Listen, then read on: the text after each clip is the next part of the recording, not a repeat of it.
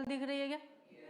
Circle है, circle का ये एंड है, इसमें 3 लाइंस ड्रॉ किया गया। एक लाइन ये है, ये डायमीटर है क्या? इस सर्कल का डायमीटर बोलते हैं, आर्क भी बोल सकते हैं। सर्कल के ना किसी भी 2 पॉइंट को एक लाइन से कनेक्ट कर दो तो इसको कॉर्ड बोलते हैं। क्या बोलते हैं? कॉर्ड बोलते हैं। आर्क तो ये वाली लेंथ हो गई, नहीं, आर्क तो ये वाली लेंथ हो गई, ये कॉर्ड हो गई है। कितने कॉर्ड हैं इसमें? 3 है ना, एक ये है, एक ये है और एक ये है, 3 कॉर्ड है। आर्क कितने? आर्क तो बहुत सारे हो सकते हैं। एक ये है, 1 2 3 4, फिर यहाँ से यहाँ करो तो 5, यहाँ से यहाँ करो तो 6, यहाँ से यहाँ तक करो 7, यहाँ से यहाँ तक है ना, बहुत सारा 7 है, इनफाइनाइट नहीं है, 7 काउंट कर सकते हो। 3 से ज़्यादा जैसे ही आगे बढ़ा इसको इनफाइनाइट नहीं करना है। अब देखो इसमें क्या हो गया, बहुत सारे बीड्स इसमें है ना, येलो कलर की 3 बीड्स लगे हुए हैं। अब यहाँ पे हमें ना देखना है, आपको क्या लगता है अगर यहाँ से रिलीज़ करते हैं और यहाँ तक जाता है और फिर इसको यहाँ से रिलीज़ करते हैं, यहाँ तक गया, फिर इसको यहाँ से रिलीज़ किया, अलग अलग लेंथ का है ना तीनों। तो अगर मैं तीनों को इस एंड से छोड़ रहा हूँ तो सेम समय में अनदर एंड पे पहुंचेगा या डिफरेंट पे? इसको फिर से आप देख लो, है ना, इसको मैं यहाँ से रिलीज किया ऐसे ही, इसको रिलीज किया, देखना टाइमिंग, और इसको रिलीज किया टाइम। अब तीनों को एक साथ रिलीज करें। प्रॉब्लम क्या है ना, जब भी एक एक्सपेरिमेंट कोई भी करता है तो एक बार से ना सच्चाई नहीं पता चल सकता।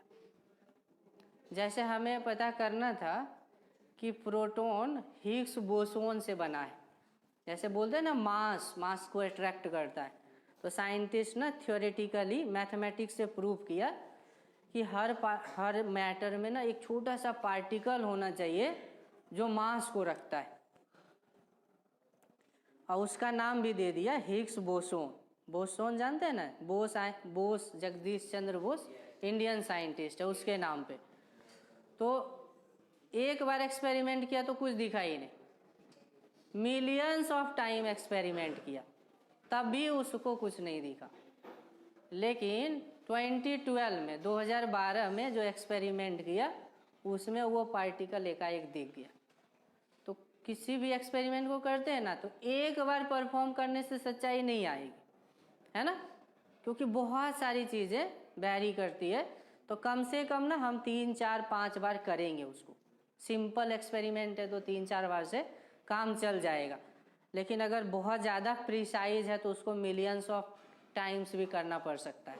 तो यहाँ पे उतना ज़्यादा प्रिसीजन की ज़रूरत नहीं है, इसलिए 3 4 बार से काम चल जाएगा। ठीक है, इसको मैं क्या करता हूँ, एक तो तरीका ये है कि मैं 2 बीड को लेकर के इसको रिलीज कर रहा हूँ, है ना।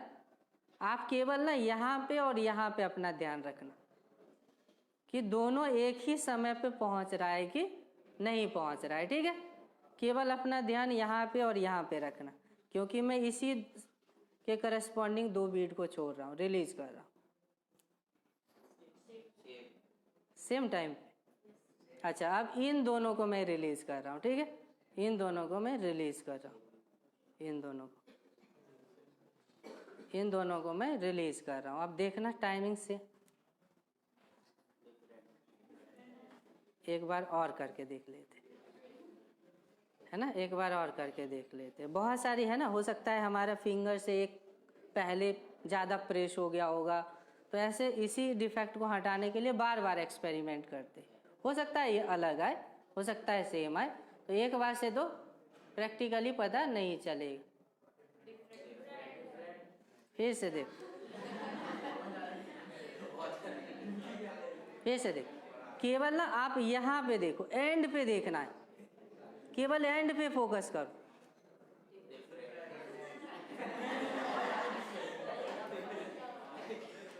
फिर से जा देखना,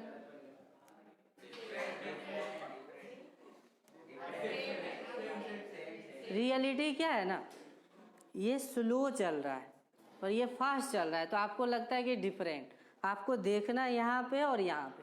रियल में ये जितने भी पार्ट्स हैं सेम टाइमिंग में कवर करेगा।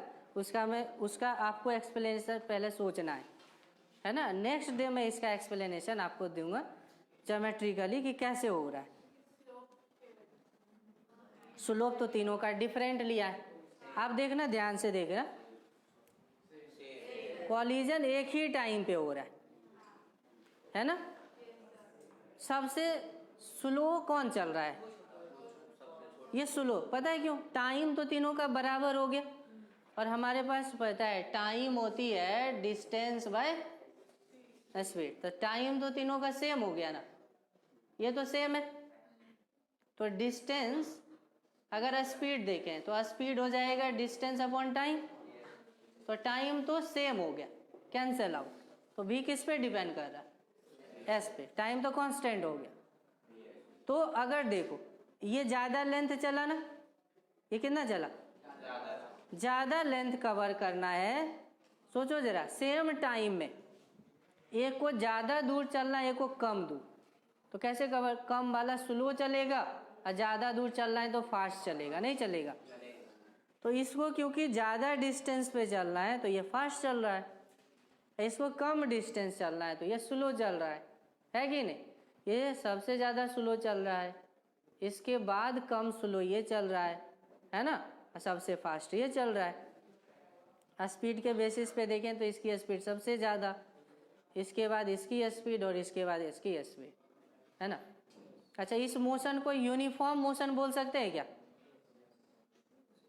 यूनिफॉर्म का मतलब हर जगह स्पीड बराबर बोल सकते हैं क्या? नहीं। क्यों पता है? हमने तो यहाँ पे इसको देखो रोक के रखा है, स्पीड 0। स्पीड क्या है? लेकिन हर जगह स्पीड 0 है क्या जब ऐसे किया?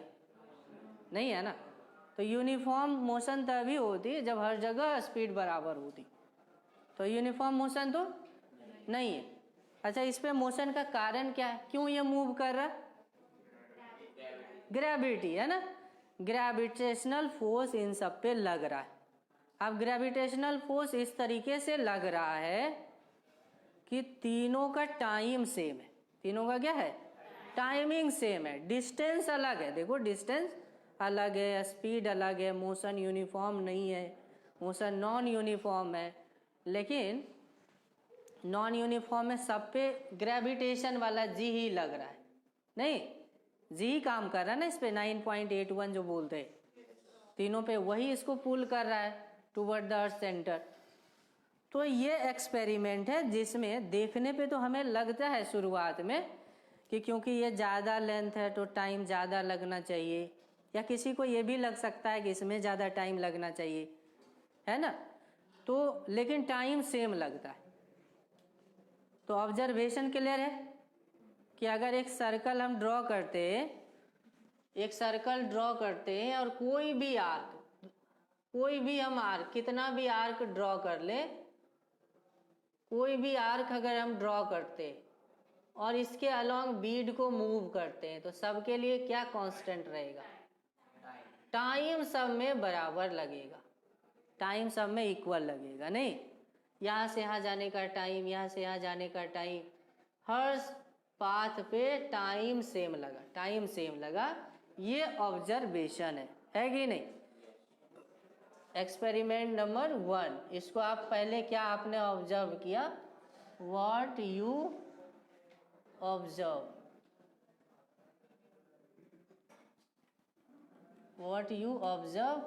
ये आप पहले राइट डाउन करो, और उसके बाद आपके लिए ये होमवर्क रहेगा कि आप इसका एक्सप्लेनेशन, है ना,